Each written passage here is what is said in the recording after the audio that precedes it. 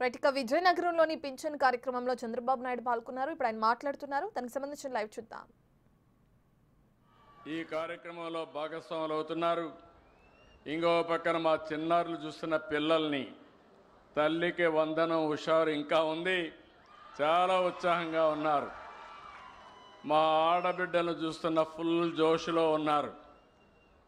ఈ మధ్యకాలంలో స్త్రీశక్తి బస్సు పెడితే ఎంత ఉత్సాహంగా మీటింగ్కి వెళ్తున్నారో, బస్సులో వెళ్తున్నారో, నా మీటింగులు కూడా అంతే జోరుగా హుషారుగా వస్తున్నారు. అలాంటి నా తెలుగింటి ఆడపడుచులందరికీ నమస్కారాలు, అభినందనలు, శుభాభినందనలు. మొట్టమొదటిసారిగా దసరా శుభాకాంక్షలు. రేపు రాబోయేది మళ్ళీ దీపావళి వస్తుంది. దీపావళికి కూడా అడ్వాన్స్ కంగ్రాచులేషన్, శుభాకాంక్షలు. ఇప్పుడు పండగలే పండగలు. ఒకప్పుడు పండగ చేసుకోవాలంటే చాలా ఇబ్బందులు. ఈరోజు ఎవ్వరికీ ఇబ్బంది లేదు. ప్రతి నెల మొదటి తారీఖు వస్తుందంటే అదొక పింఛన్ల పండగ అని చెప్పి నేను మీకు తెలియజేస్తున్నా. దేశంలోనే కాదు, ప్రపంచంలోనే ఎక్కడా ఇవ్వని విధంగా ఆర్థిక భరోసా కల్పించే ఏకైక ప్రభుత్వం ఎన్డీఏ ప్రభుత్వం. అది ప్రభుత్వానికి పేదల పట్లుండే అభిమానం. 63,50,765 మందికి పింఛన్లు ఇస్తున్నాం. నెలలో ఈ ఒక్క కార్యక్రమంలో 2,745 కోట్ల పింఛన్ కింద ఇస్తున్నాం నెలవారీగా. 16 నెలలైంది నేను వచ్చి ముఖ్యమంత్రిగా. 48,019 కోట్ల రూపాయలు ఈ పేదవాళ్ళకి ఇచ్చిన ఏకైక ప్రభుత్వం ఈ ప్రభుత్వం అని చెప్పి నేను మీకు తెలియజేస్తున్నా.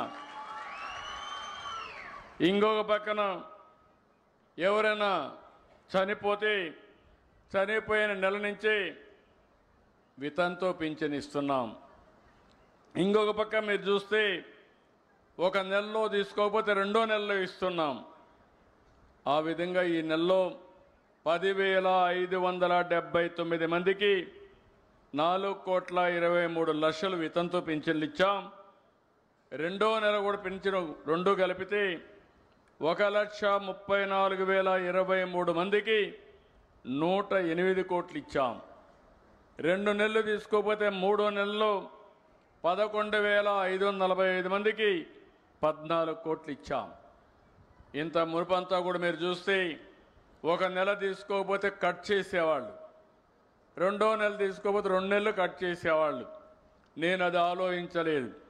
ప్రభుత్వానికి లాభం కాదు, ఈ పేదవాళ్లకు న్యాయం చేయాలనే ఏకైక ధ్యేయంతో 2 నెలలు తీసుకోకపోతే మూడో నెల కూడా ఇస్తున్నా. మీరు ఇంటి దగ్గరే ఉంటే కాదు, మీరెక్కడుంటే అక్కడికి ఎత్తుక్కుంటా మా వాళ్ళు వస్తున్నారు. నరేగా పనులు చేస్తే పని దగ్గరికి వస్తున్నారు. హాస్పిటల్లో ఉంటే హాస్పిటల్కి వచ్చి ఇస్తున్నారు. బంధువుల ఇంట్లో ఉంటే బంధువుల ఇంట్లో ఇస్తున్నారు.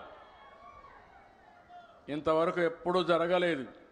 ఎవరైనా సరే వృద్ధాప్య హాస్టల్లో ఉంటే అక్కడ కూడా ఈ పింఛన్లు ఇస్తున్నామని చెప్పి నేను మీకు తెలియజేస్తున్నా.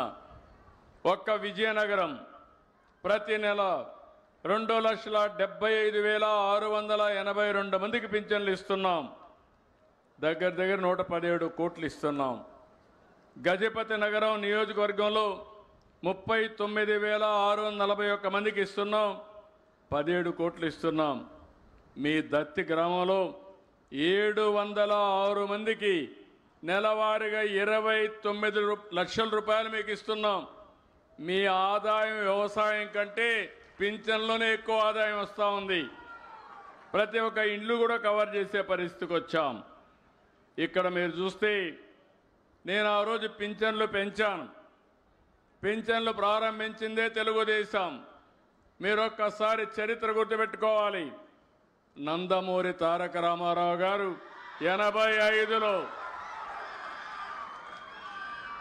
30 రూపాయలతో ప్రారంభించిన పింఛన్ ఇది.